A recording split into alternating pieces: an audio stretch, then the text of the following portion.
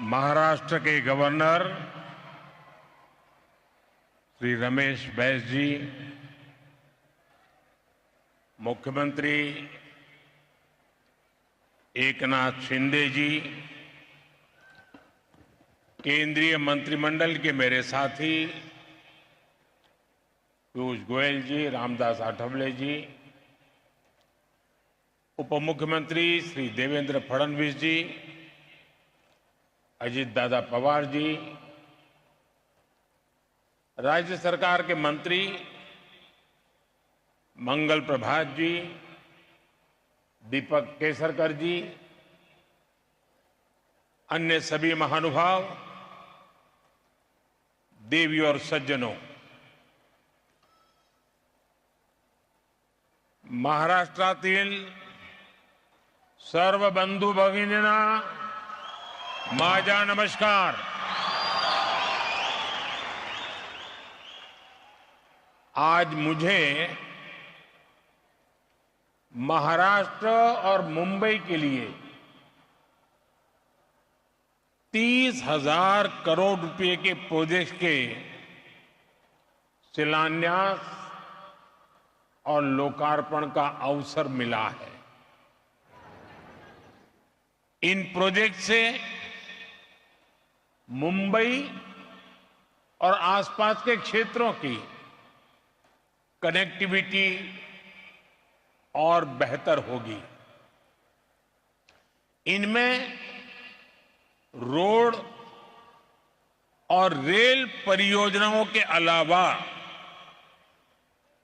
महाराष्ट्र के नौजवानों के कौशल विकास की बहुत बड़ी योजना भी शामिल है।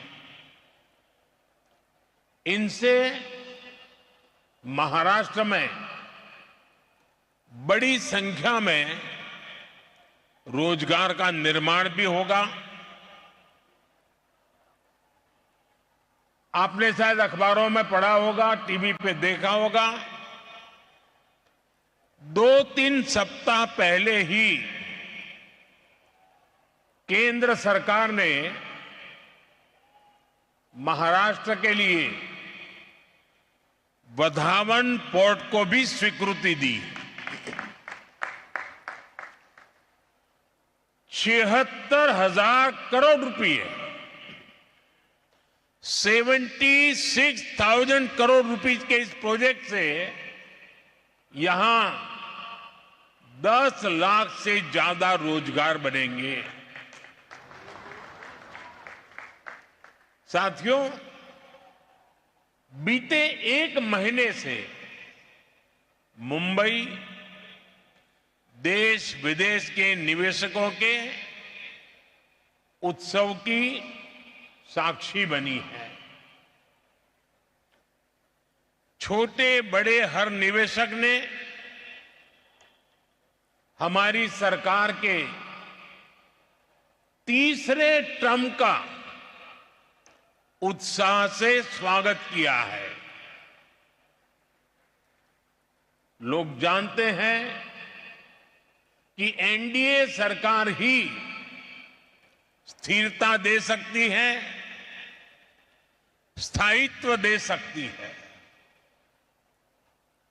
तीसरी बार शपथ लेने के बाद मैंने कहा था कि तीसरे टर्म में एनडीए सरकार 3 गुना तेजी से काम करेगी। और आज ये हम होते हुए देख रहे हैं। साथियों, महाराष्ट्र के पास गौरवशाली इतिहास है। महाराष्ट्र के पास सशक्त वर्तमान है और महाराष्ट्र के पास समृद्ध भविष्य का सपना है। महाराष्ट्र वो राज्य है जिसकी विकसित भारत के निर्माण में बहुत बड़ी भूमिका है। महाराष्ट्र के पास इंडस्ट्री की पावर है, महाराष्ट्र के पास एग्रीकल्चर की पावर है, महाराष्ट्र के पास फाइनेंस सेक्टर की पावर है। इसी पावर ने मुंबई को देश का फाइनेंशियल हब बनाया है। अब मेरा लक्ष्य है महाराष्ट्र की इसी पावर से महाराष्ट्र को दुनिया का बड़ा आर्थिक पावर हाउस बनाने का। मेरा लक्ष्य है मुंबई को दुनिया की फिनटेक कैपिटल बनाने का। मैं चाहता हूं महाराष्ट्र टूरिज्म में भारत में नंबर 1 राज्य बने। यहां छत्रपति शिवाजी महाराज के शौर्य के साक्षी विशाल किले हैं। यहां कोंकण के समुद्री तटों का मनमोहक दृश्य है। यहां सह्याद्री की पहाड़ियों पर सफर का रोमांच है। यहां कॉन्फ्रेंस टूरिज्म और मेडिकल टूरिज्म की अपार संभावनाएं हैं। भारत में विकास की नई गाथा लिखने जा रहा है महाराष्ट्र, और हम सभी इसके सहयात्री हैं।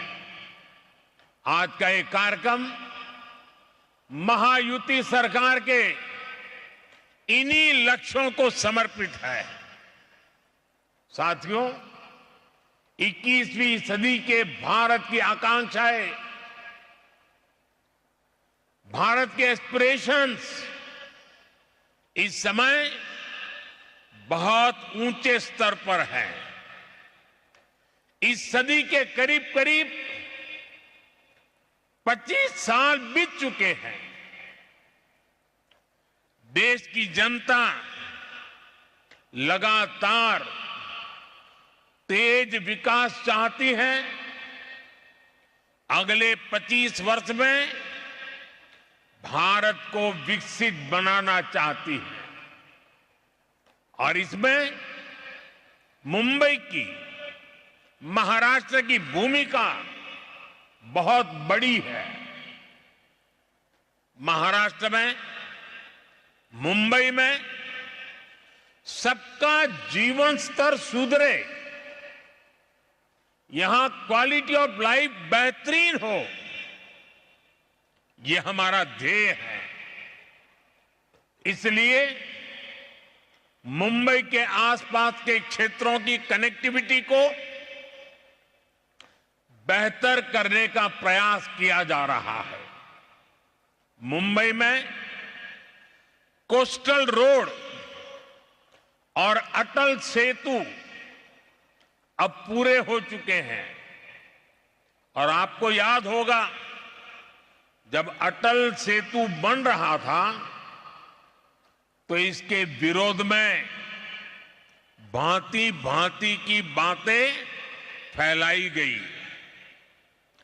इसको अटकाने लटकाने के लिए कोशिशें हुई, लेकिन आज इससे कितना फायदा हो रहा है ये हर कोई अनुभव कर रहा है। मुझे बताया गया करीब करीब 20,000 गाड़ियां हर रोज इसका इस्तेमाल कर रही है, और एक अनुमान है कि अटल सेतु की वजह से हर रोज 20-25 लाख रुपए का ईंधन बच रहा है। और इतना ही नहीं, लोगों को पनवेल जाने में अब करीब 45 मिनट कम लगता है। यानी समय का फायदा और पर्यावरण का फायदा। इसी अप्रोच के साथ हम मुंबई के ट्रांसपोर्ट सिस्टम को आधुनिक बना रहे हैं। मुंबई मेट्रो के विस्तार का काम भी तेज गति से चल रहा है। 10 वर्ष पहले मुंबई में सिर्फ 8 किलोमीटर ही मेट्रो लाइन थी, 10 साल पहले सिर्फ 8 किलोमीटर, जबकि आज ये करीब करीब 80 किलोमीटर पहुंच चुकी है। इतना ही नहीं, मुंबई में अभी लगभग 200 किलोमीटर मेट्रो नेटवर्क पर काम चल रहा है। साथियों, आज भारतीय रेल का जो कायाकल्प हो रहा है, उसका मुंबई को, महाराष्ट्र को भी बहुत लाभ हो रहा है। छत्रपति शिवाजी महाराज टर्मिनस, नागपुर और अजनी स्टेशन का रीडेवलपमेंट तेज गति से प्रगति पर है। आज छत्रपति शिवाजी महाराज टर्मिनस और लोकमान्य तिलक स्टेशन पर नए प्लेटफॉर्म्स का लोकार्पण भी हुआ है। इससे 24 कोच वाली ट्रेनें, यानी लंबी ट्रेनें भी यहां से चल पाएगी। साथियों, बीते 10 साल में महाराष्ट्र में नेशनल हाईवे की लंबाई बढ़कर 3 गुना हो चुकी है। Goregaon Mulund link road project प्रगति और प्रकृति के तालमेल का शानदार उदाहरण है। आज ठाणे से बोरीवली के ट्विन टनल प्रोजेक्ट पर भी काम शुरू हो रहा है। इससे ठाणे और बोरीवली के बीच की दूरी कुछ ही मिनटों तक सिमट जाएगी। एनडीए सरकार का ये भी निरंतर प्रयास है कि हमारे तीर्थों का विकास हो, तीर्थ यात्राओं में सुविधाएं बढ़ती रहें। हम सब जानते हैं, इस समय पंढरपुर वारी में लाखों श्रद्धालु पूरे भक्ति भाव से हिस्सा ले रहे हैं। पुणे से पंढरपुर की यात्रा सुगम हो, श्रद्धालुओं को सुविधाएं मिले, इसकी चिंता एनडीए सरकार ने की है।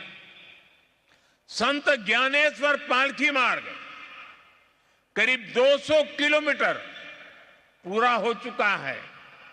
संत तुकाराम पालकी मार्ग भी 110 किलोमीटर से ज्यादा पूरा किया जा चुका है। बहुत ही जल्द ये दोनों मार्ग भी यात्रियों की सेवा के लिए तैयार हो जाएंगे। सर्व वारकऱ्यांना मी अतिशय मनापासून शुभेच्छा देतो आणि पंढरीच्या विठ्ठलाला कोटी कोटी नमन करतो। भाइयों बहनों, कनेक्टिविटी के ऐसे इंफ्रास्ट्रक्चर, इससे पर्यटन, खेती और उद्योग सभी को लाभ हो रहा है। इससे रोजगार के नए अवसर बन रहे हैं। जब अच्छी कनेक्टिविटी होती है तो उससे महिलाओं को सुविधा, सुरक्षा और सम्मान भी मिलता है। यानी एनडीए सरकार के ये काम गरीब, किसान, नारी शक्ति और युवा शक्ति को सशक्त कर रहे हैं। महाराष्ट्र की महायुति की सरकार भी इसी प्रतिबद्धता के साथ काम कर रही है। मुझे खुशी है कि महाराष्ट्र सरकार ने हर साल 10 लाख नौजवानों को स्किल ट्रेनिंग देने का संकल्प लिया है। मुख्यमंत्री युवा कार्य प्रशिक्षण योजना के तहत ट्रेनिंग के दौरान स्कॉलरशिप भी दी जा रही है। साथियों, भारत में बहुत बड़ी संख्या में स्किल डेवलपमेंट और रोजगार, ये हमारी जरूरत है। हमारी सरकार निरंतर इस दिशा में काम कर रही है।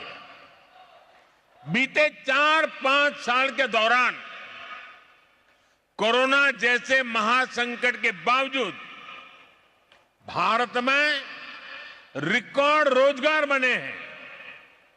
हाल में आरबीआई ने रोजगार पर एक विस्तृत रिपोर्ट जारी की है। इस रिपोर्ट के अनुसार बीते 3-4 सालों में देश में लगभग 8 करोड़ नए रोजगार मिले हैं। इन आंकड़ों ने रोजगार को लेकर झूठे नैरेटिव गढ़ने वालों की बोलती बंद कर दी है। ये झूठे नैरेटिव वाले निवेश के दुश्मन हैं, इंफ्रास्ट्रक्चर निर्माण के दुश्मन हैं, भारत के विकास के दुश्मन हैं। इनकी हर नीति युवाओं से विश्वासघात और रोजगार को रोकने वाली है और अब इनकी पोल खुल रही है। भारत की समझदार जनता इनके हर झूठ, हर प्रपंच को नकार रही है। जब कहीं पुल बनता है, रेलवे ट्रैक बनता है, सड़क बनती है, लोकल ट्रेन का डिब्बा बनता है, तो किसी न किसी को रोजगार मिलता ही है।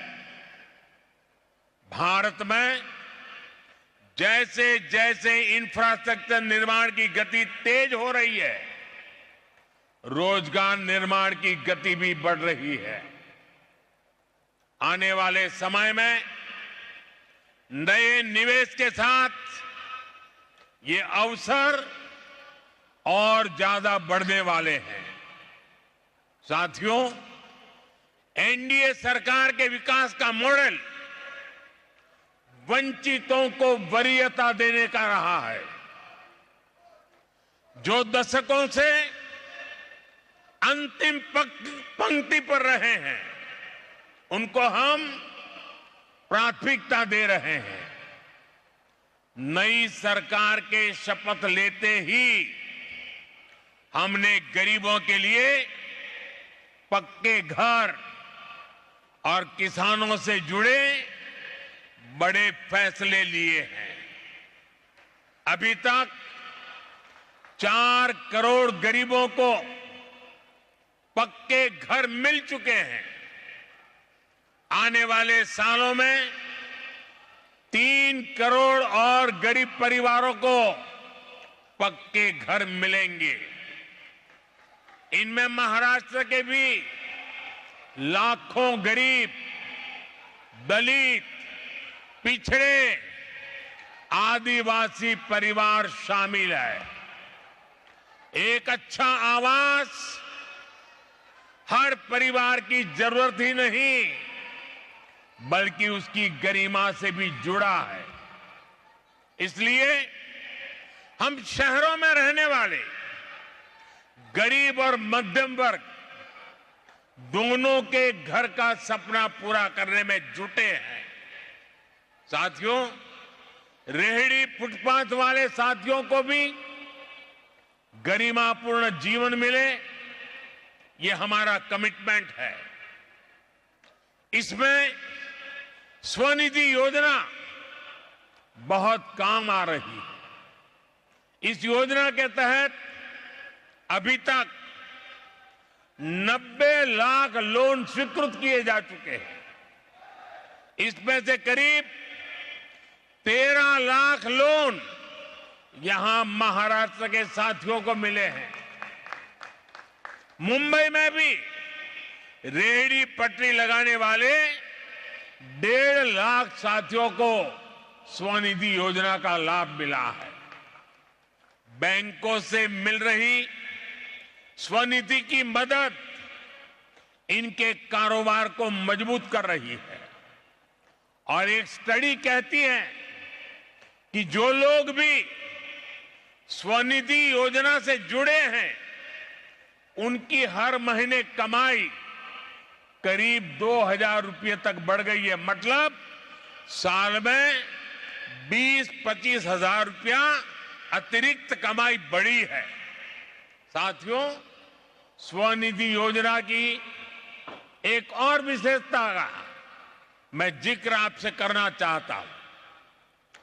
इस योजना के तहत लोन लेने वाले मेरे रेहड़ी पटरी ठेले वाले भाई बहन जो लोन ले रहे हैं, वो ईमानदारी से पूरा का पूरा लोन लौटा भी रहे हैं। और ये है मेरे गरीब का स्वाभिमान, ये है मेरे गरीब भाई बहनों की शक्ति।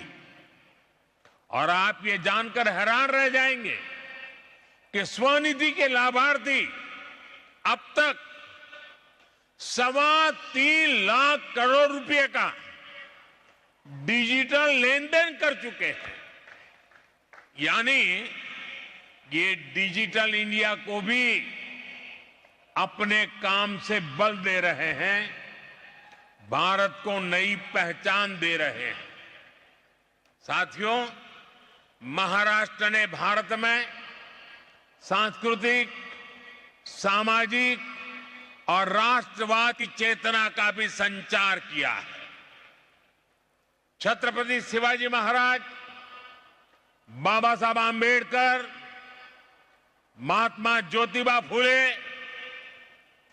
सावित्रीबाई फुले, अन्ना भाऊ साठे, लोकमान्य तिलक, वीर सावरकर, ऐसी अनेक अनगिनत महान संतानों की विरासत यहां की धरती में है।